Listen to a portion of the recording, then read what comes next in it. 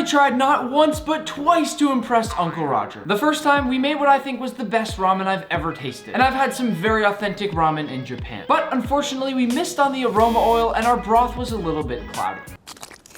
Disgusting. Uncle Roger was understandably and justifiably a bit disappointed at me. Or Nephew Nick, as he likes to call me. The second time we made fried rice. And Uncle Roger actually said he was impressed, but he couldn't give me the uncle title, which I guess you only get if your dish is perfect. He was upset that I'd used leftover rice instead of making my own. And I assume by making my own, he means in a rice cooker, because that's the only way Uncle Roger knows how to make rice himself.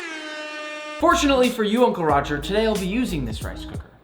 Today, I'll be making an authentic Thai green curry, or Gengkyu Wan. I nailed that. And I have to say, Thai cuisine has become one of my favorites. A good warm bowl of Thai curry over rice is one of the best things out there, especially when made fresh, the way we're gonna do it today. The base of any Thai curry is the paste, and for that, we need a lot of traditional ingredients that you can't just get anywhere. Let's head to an Asian market to grab some ingredients. So we are on our way to the biggest and baddest Asian grocery store in Boston. This place has it all, and you might remember us going there for the ramen video. I figured we'd go visit again since this is our third and theoretically final time to try to impress Uncle Roger. In fact, before we get to the store, I want to show you a quick little video that Uncle Roger sent me for some advice, because he knows how hard I'm trying and he knows how badly I want to impress him. Hello, Nephew Nick. You tried to impress Uncle Roger 2 times now, came so close. Maybe this 3rd time it will work. I hear you want to make Thai green curry. Hiya, it's quite difficult. But if you want to make it good, make sure you use pestle and mortar. And don't be like Jamie Oliver. Please use more than 3 chili. Nephew Nick, I know you have 30 mind, so no spanking this time. But if you use pestle and mortar, you can do some pounding. Remember, 3 strike and you out. So this is your last chance to impress me. Good luck! Uncle Roger, today will be the day I finally impress you. Not gonna lie, I'm always very excited to go into this place because it has it all. Manny, right as we walk in, why is there a woman on this bottle? What is going on here? No.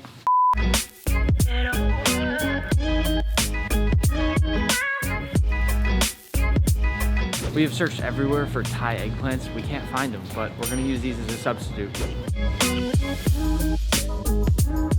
So we got every ingredient we need except for Thai eggplants. But we just found another Thai market that has Thai eggplants instead of Japanese. We've got the proper ones. So what use is this Japanese eggplant to me anymore? So again, the final ingredient we need is Thai eggplants. We found this very small store and they said, Manny, we got them. We got everything. Let's go make Thai green curry. Who would have thought that after going to that massive store, we'd find the Thai eggplants, the last ingredient we needed, in this tiny, almost gas station-like market. It's awesome. Did you just hit a sign? Yeah. Manny, the sign is still shaking from when you hit it. I don't like that sign. We're headed back to the kitchen. Manny did just crash right into a sign, trying to walk backwards and film. You guys, toss a thank you to Manny in the comments below. He does it all for you. I am proud to say that in the city of Boston, we have just found every single authentic ingredient to make a Thai green curry. Let's go back and make the curry of our dreams and also impress the man that's impossible to impress, Uncle Roger himself. We are back and we have all the ingredients necessary to make the perfect Thai green curry. And oh, how happy I am to have found these Thai eggplants. Like many of the ingredients today, they're beautiful. And I feel honored and excited to be able to cook with them. Without further ado, let's get started. To begin our paste, we're gonna first toast off 1 teaspoon of cumin and 1 teaspoon of coriander. Toasting is really gonna start to bring out that flavor, and in my opinion, it is a necessary step to make the perfect curry. To me, this is one of those actions in cooking that's such a simple added step, but really elevates your dish from here all the way up to here. And the smell, don't even get me started on the smell. Now the key to our paste is gonna be using a mortar and pestle and grinding this by hand. First, in we go with our cumin and coriander, and we'll follow this with a tablespoon of white peppercorns. Our general rule of thumb is that we're gonna start with the harder ingredients in here to get those into a finer paste, and then gradually work in those softer ingredients throughout the paste. To begin, let's grind these up. Once we've ground it into a fine powder like this, we're ready to add that next ingredient, lemongrass. Now into our mortar we go with 2 stalks of chopped lemongrass. Immediately, I'm gonna grind again because of how fibrous and hard that lemongrass is. When we're eating this later, we don't wanna have a bunch of fibrous stalks that we're chewing on. This paste has to be nice and finely ground. Now it's time to prep our next few ingredients. This here is galangal. And at this point, we have to chop up this, peel off some of that lumpy kaffir lime zest, and separate out about 7 or 8 cloves of garlic. As you can probably tell just by looking at it, this isn't exactly the easiest ingredient to find, but this is in the ginger and turmeric family, and as you cut it open, the aroma does remind you a little bit of ginger, but it also gives a really strong smell of pine, almost just like a Christmas tree. And some say the fragrance also has hints of menthol. Into our mortar, I'll add 3 ounces of galangal, 3 ounces of kaffir lime zest, and between 6 and 8 cloves of garlic, depending on their size. And of course, whenever we add garlic or onions, we can't forget to add a little salt. Once again, we grind. Not pound you. I'm with you.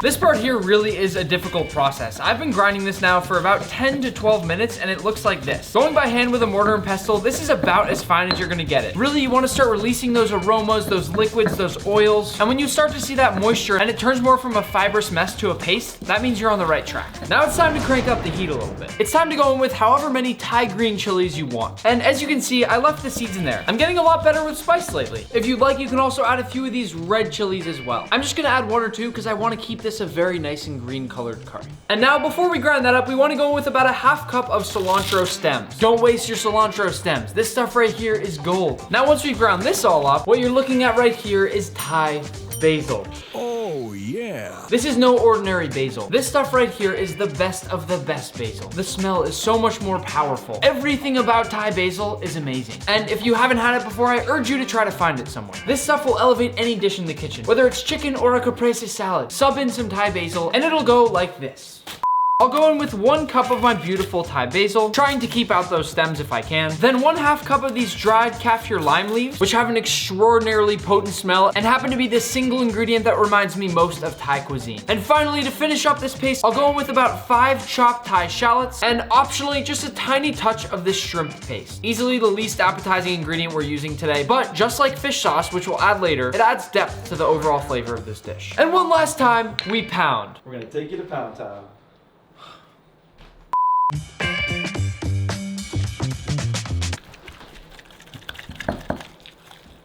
Once our paste is done, you can see that we've released that moisture and that it's become nice and smooth. I have been pounding for about an hour. And I'm just gonna be completely honest with you. If you wanna make this recipe at home and you wanna do it by hand, it's going to take a long time. And you're gonna have to pound as hard as you possibly can for probably close to an hour.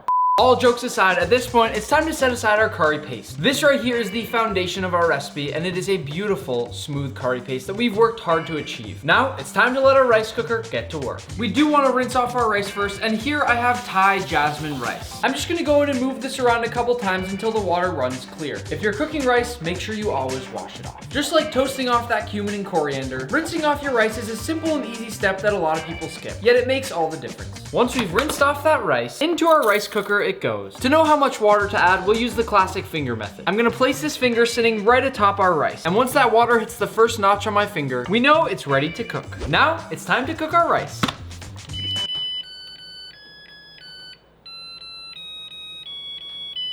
We do not mess around in this kitchen, and that's why it's time to break down this whole chicken right here. I'll make this short, simple, and sweet, but this will allow us to get the nicest cuts of chicken for our Thai green curry. To begin, I like to slice in on the skin between each of the legs, and once that's complete, we can simply crack up on both legs and separate the bone right out of the socket. Listen to the pop on the other side.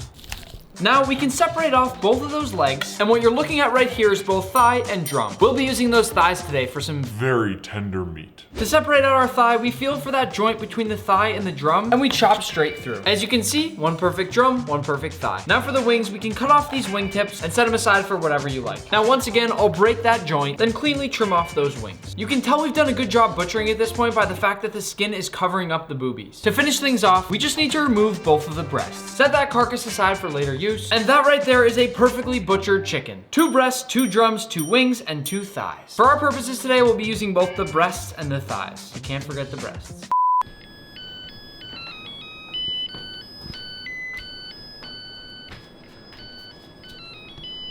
After that long hour wait, here's our beautiful white rice. And it even comes with a free facial. Now, just before we start assembling our curry, I've also decided to make a nice basil oil by simply blanching and then cold shocking some basil that will ultimately be able to drizzle over our final dish. In addition to some color, that'll add a nice flavorful Thai basil pop. It's time to bring everything together, and it doesn't take long. For a pan, you can use a wok, but I'm gonna use this beautiful wide pan here such that you can see everything that's going on much easier. To start, I'll go in with just a bit of water, immediately followed by our beautiful homemade curry paste. Once we've brought that to a boil, we'll add up our chopped, diced, bite-sized chicken. Chopped and diced, I don't know why I said both of those at the same time. Cut. Followed by just a few more kaffir lime leaves. But make sure they're the nice, large, and intact ones, because you want to be able to dig these out later. You're not going to want to chop down on one of these. Next, oftentimes people will use coconut milk for this, but you actually want to use coconut cream so that the oil doesn't separate. I mean, just look at this thick, beautiful coconut cream right here. All of that goes into our curry. I mean, tell me that doesn't look good.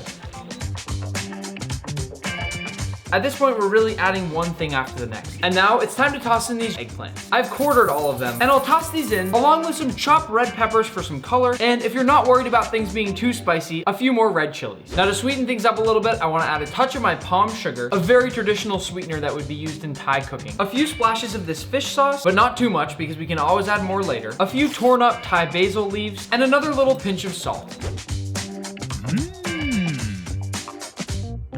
Once we've brought this to a boil, we're nearly there. I'm gonna add in just a bit more Thai basil, as well as some freshly cut red pepper that's gonna be nice and crisp for that texture. And once I've tasted that green curry,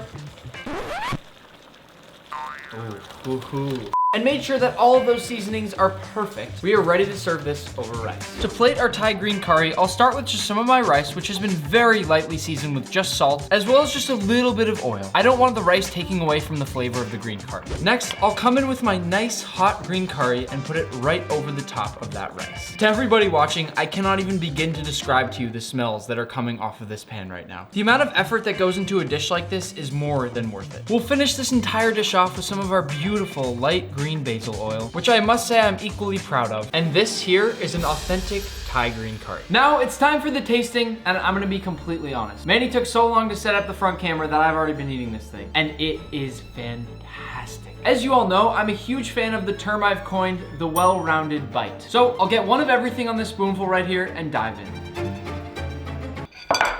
This is just the kind of food that makes me happy. It's the simple, easy definition of great food. It's not fancy. There's no gold on this plate. There's no over-the-top presentation. In fact, one could argue it's quite ugly, but who cares? This little dish right here that looks so incredibly simple took us just about the entire day. And you know what? I'd do it again 100 times over. We've got the perfect amount of heat from our chilies. Each grain of rice is cooked to perfection. All those toasted spices have given us the perfect foundation. Words cannot even describe how well this Thai eggplant complements the whole dish, let alone what one of these things tastes like. It's the perfect bite of eggplant every time. Soft, tender, a little bit chewier on the skin in a really nice, crisp way. And that amazing paste that we spent so long working on today is what brings the whole thing together. Topped off, of course, with the basil oil that may look to be a good amount of extra effort, but might just be my favorite part about eating this dish. That bright and vibrant basil oil coats your whole mouth as you take each bite. I've tried many times now to impress Uncle Roger. I failed once and I did better the second time. But here's the thing. I am so incredibly happy and grateful with how delicious this Thai green curry tastes that I've almost completely forgotten the fact that I'm trying to earn that uncle title from Uncle Roger. Once again, don't forget to toss a like on the video and subscribe for the many crazy things to come. And in the meantime, I hope you'll make some Thai green curry at home, just as long as you don't use this paste.